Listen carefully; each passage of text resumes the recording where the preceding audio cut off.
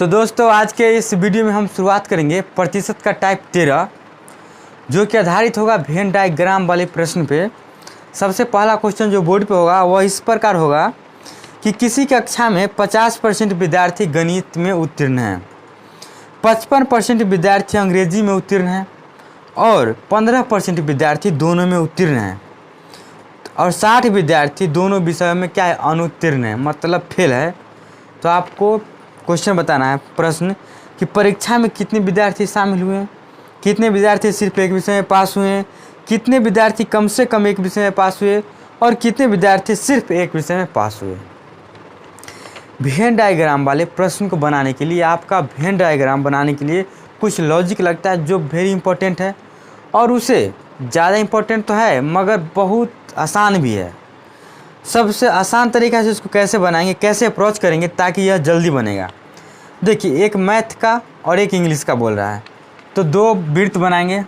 एक मैथ का वृत्त बनाएं, ये रहा मैथ का, और एक बनाएंगे इंग्लिश का। और ध्यान में यह भी रखिए कि 15% विद्यार्थी वो दोनों में पास है, मतलब कि इंग्लिश में भी पास और मैथ में भी पास।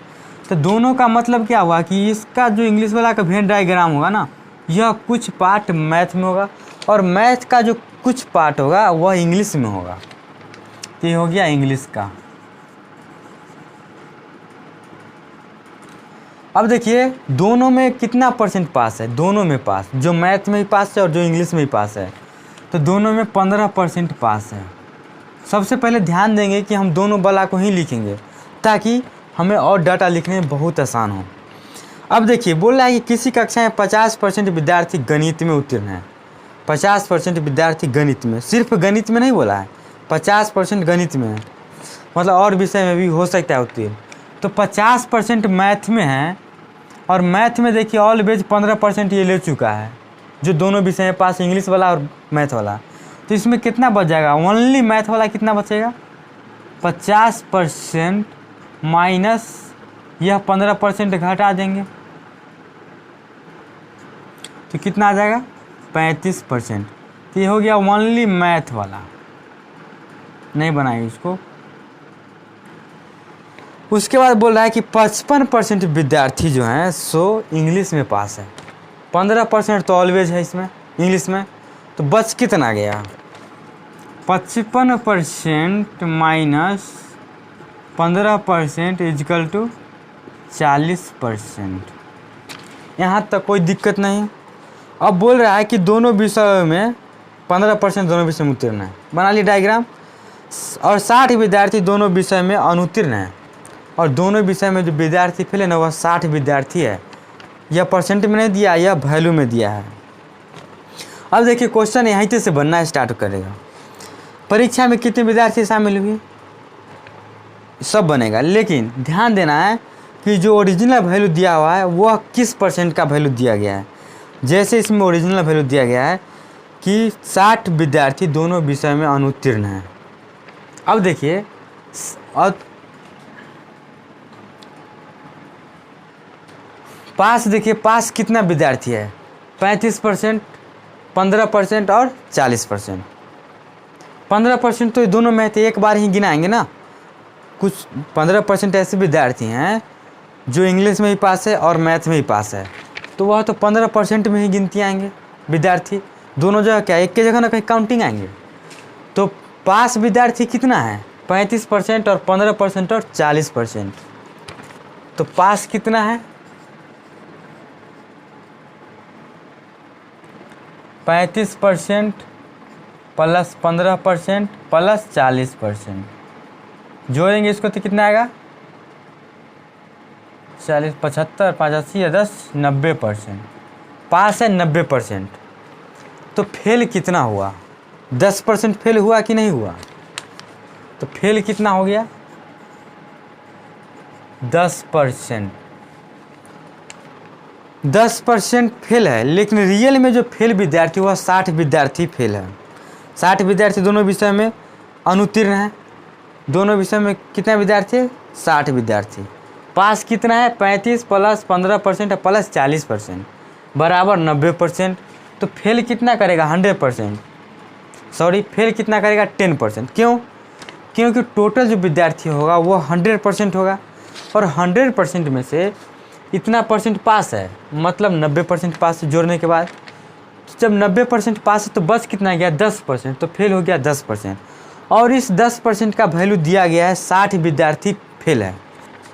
तो 10% का वैल्यू 60 विद्यार्थी है। तो टोटल विद्यार्थी निकालने के लिए हम 100% का निकाल सकते हैं। क्यों? क्योंकि 60% 10% विद्यार्थी फेल है तो 60 विद्यार्थी फेल है। मान लीजिए कि पूरा विद्यार्थी फेल हो जाता तो 100% विद्यार्थी फेल होता, ऐसा नहीं होना चाहिए।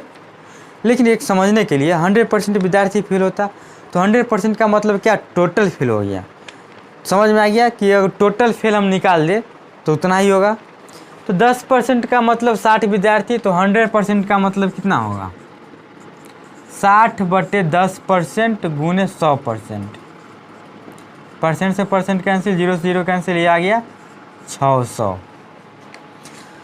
तो सबसे पहला ये मैं क्वेश्चन पूछा था कि परीक्षा में कितने विद्यार्थी शामिल हुए हैं, मतलब टोटल विद्यार्थी कितना है।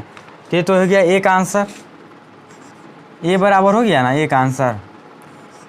एक आंसर हो गया कि 600 विद्यार्थी परीक्षा में शामिल हुए हैं। अब पूछ रहा है कि कितने विद्यार्थी सिर्फ एक विषय में पास हुए हैं, सिर्फ एक विषय में, दूसरा विषय में ना, ओनली वन सब्जेक्ट में। ओनली वन सब्जेक्ट में मैथ में 35% ओनली वन सब्जेक्ट, 40% है जो इंग्लिश में ही पास है और 15% है जो दोनों में पास है। तो ओनली वन सब्जेक्ट में बी जो पूछ रहा है वह कितना पास है, 35% प्लस 40% बराबर कितना हो जाएगा 75%। 75% लड़का पास है जो ओनली वन सब्जेक्ट में पास है, लेकिन इसको निकालना है वैल्यू में। तो टोटल लड़का 600, तो 75% निकाल लेंगे, आराम से निकाल लेंगे। तो 75% ऑफ कितना 600 का, यहाँ से 75/100 गुने 600। इसको जब हल करेंगे तो कितना आ जाएगा, यहाँ 600 होता तो ये हो जाएगा आपका 6×5 = 30, 6 से 42 × 3 = 45, 450 विद्यार्थी।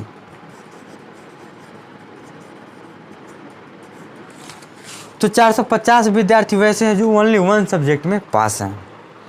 अब अगला प्रश्न है कि कितने विद्यार्थी कम से कम एक विषय में पास हुए हैं। कम से कम पास तो है, लेकिन कम से कम एक विषय पास होना जरूरी है।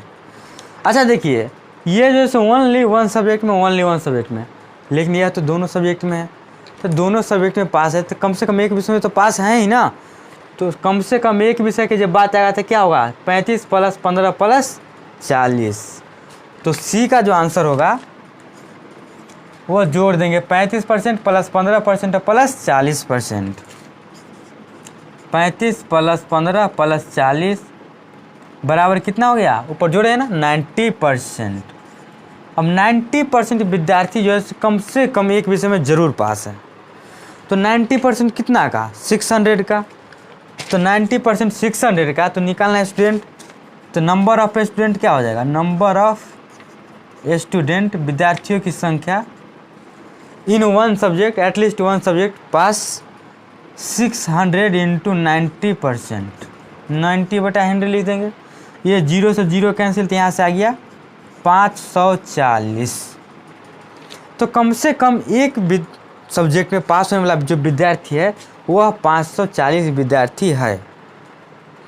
अब ई के लिए बनाएंगे कम से कम एक विषय में फेल बोल रहा है। सोचिएगा कि 35% जो है से ओनली मैथ में पास है, मतलब कि बाकी जो है फेल है इंग्लिश में ना, और 40% जो है सो ओनली इंग्लिश में पास है, बाकी क्या है मैथ में फेल है।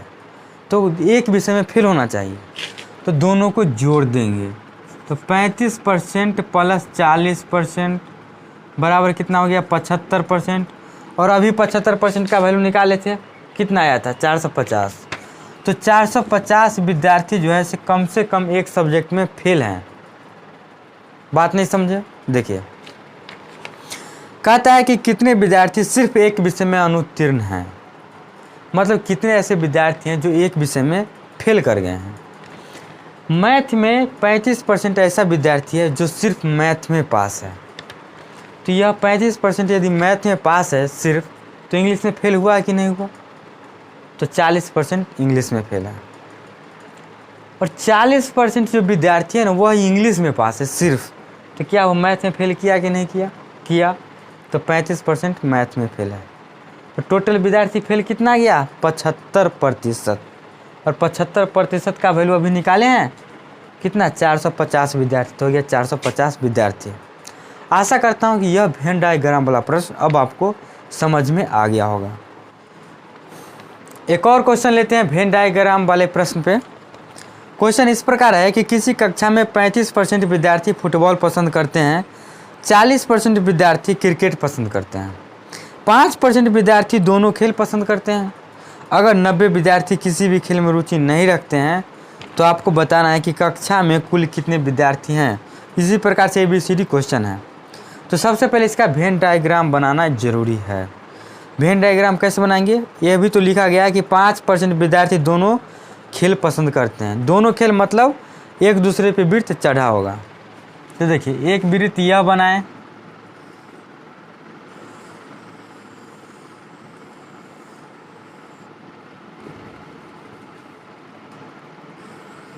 यह रहा वृत्त और यह रहा वृत्त। 5% जो है सो दोनों खेल पसंद करते हैं, तो दोनों का मतलब बीच वाला यह 5% हो गया जो दोनों पसंद करते हैं। और एक फुटबॉल है और एक क्रिकेट है, तो इसमें इसको मान लेते हैं फुटबॉल है, इसको मान लेते हैं क्रिकेट। अब देखिए कक्षा में 35% विद्यार्थी फुटबॉल पसंद करते हैं, 35% विद्यार्थी फुटबॉल पसंद करते हैं, उसमें से 5% विद्यार्थी दोनों पसंद करते हैं। तो यहाँ देखिए 35% है, तो 35% में से 5% यह ऑलरेडी है, तो यहाँ बच कितना जाएगा? 30%। उसके बाद बोल रहा है कि 40% विद्यार्थी क्रिकेट पसंद करते हैं, तो यहाँ 5% विद्यार्थी दोनों में है, तो बच कितना गया? 35%।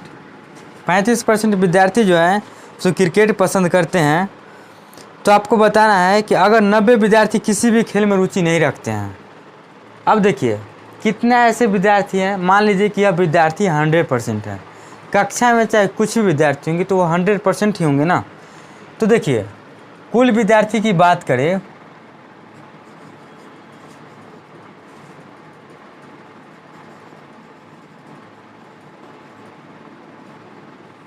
कुल विद्यार्थी की बात करें जो खेल खेलते हैं,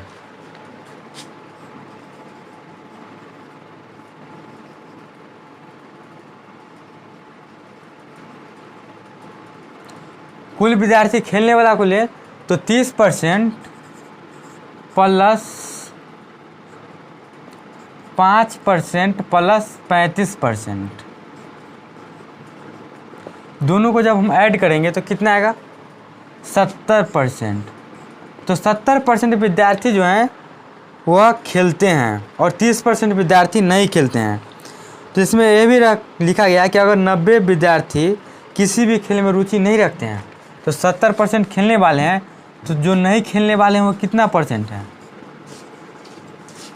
नहीं खेलने वाले 30% होंगे, क्योंकि टोटल विद्यार्थी 100% है, उसमें से खेलने वाला 70% है, तो नहीं खेलने वाला 30%। तो नहीं खेलने वाला विद्यार्थी 30%, और इसी 30% का वैल्यू आपको दिया गया है। 30% का वैल्यू 90 लिखा है क्वेश्चन में कि 90 विद्यार्थी किसी भी खेल में रुचि नहीं रखते हैं, मतलब 30% बराबर 90 विद्यार्थी। तो अगर 100% विद्यार्थी नहीं खेलता तो क्या होता? तो टोटल स्टूडेंट नहीं खेलता, तो निकाल लेंगे 100% इक्वल टू 90/30% गुने 100%। यहाँ से परसेंट कैंसिल करके 0 से 0 कैंसिल कर दीजिए, 3 से काट दीजिए इसको, 30 मरतब है, और यहाँ से निकल के आ गया 300। तो टोटल विद्यार्थी कितना आ गया? 300। तो क्वेश्चन नंबर ए में कह रहा था कि कक्षा में कितने विद्यार्थी है, तो 300 विद्यार्थी हैं, बन गया। उसके बाद पूछ रहा है कि कितने विद्यार्थी कम से कम एक खेल में रुचि रखते हैं, कम से कम एक खेल में। अब देखिए 30% विद्यार्थी फुटबॉल में, 35% क्रिकेट में, दोनों में 5%। तो एक कम से कम एक खेल में, तो 5% दोनों में रखते हैं, मतलब एक खेल में तो कम से कम रखते हैं। तो टोटल एक खेल में रखने वाला विद्यार्थी, एक खेल में रुचि रखने वाला विद्यार्थी कितना हो जाएगा? 30%, 5% प्लस 35% बराबर 70%। तो बी का आंसर कितना हो जाएगा? 70%। किसका? टोटल विद्यार्थी का। तो 70% का 300, या इसको लिख सकते हैं 300 का 70%। यहाँ से इसका परसेंटेज हटा देंगे तो क्या करेंगे? 100 लगा देंगे नीचे, और 0 से 0 कैंसिल, तो बच गया कितना? 70 × 3 210। तो 210 विद्यार्थी जो हैं सो वह कम से कम एक खेल में रुचि रखते हैं। अगला सी क्वेश्चन है कि कितने विद्यार्थी सिर्फ एक खेल में रुचि रखते हैं, और कितने ऐसे विद्यार्थी हैं जो सिर्फ एक खेल में रुचि रखते हैं? तो एक खेल में 30% और एक खेल में 35%, टोटल कितना हुआ? 65%। तो सी का हो जाएगा 65%। किसका? 300 का 65%, तो 300 का 65%, 0 से 0 कैंसिल, इसको बनाएंगे तो कितना आएगा? 195। सी का हो गया 195। सिर्फ एक खेल में रुचि रखने वाला विद्यार्थी 195 है। अब इसका लास्ट क्वेश्चन डी है कि कितने विद्यार्थी फुटबॉल नहीं खेलते हैं? तो टोटल विद्यार्थी में से जो विद्यार्थी फुटबॉल खेलते हैं उसको घटा देंगे तो बच जाएगा वह विद्यार्थी फुटबॉल नहीं खेलते हैं। तो यहाँ फुटबॉल खेलने वाला कितना % विद्यार्थी है? टोटल ओनली फुटबॉल वाला 30%, और फुटबॉल और क्रिकेट वाला दोनों वाला 5% है। तो 5% भी तो फुटबॉल खेल रहा है ना। तो टोटल फुटबॉल वाला कितना है? 35% है। और टोटल विद्यार्थी यदि 100% है और 35% फुटबॉल खेलता है तो फुटबॉल कितना नहीं खेलता है? तो डी का जो बनेगा 100% विद्यार्थी में से 35% विद्यार्थी ही फुटबॉल खेलता है। तो कितना नहीं खेलेगा? तो 100% माइनस 35% बराबर कितना हो जाएगा? 65%। और 65% का वैल्यू हम अभी कहीं निकाले हैं, यहाँ सी में कितना है? 195। तो ये हो गया 195। तो 195 ऐसे विद्यार्थी हैं जो फुटबॉल नहीं खेलते हैं। तो आशा करता हूं दोस्तों कि आपको यह वेन डायग्राम वाला प्रश्न भी समझ में आ गया होगा, और इस तरह के क्वेश्चन में अब आपको दिक्कत नहीं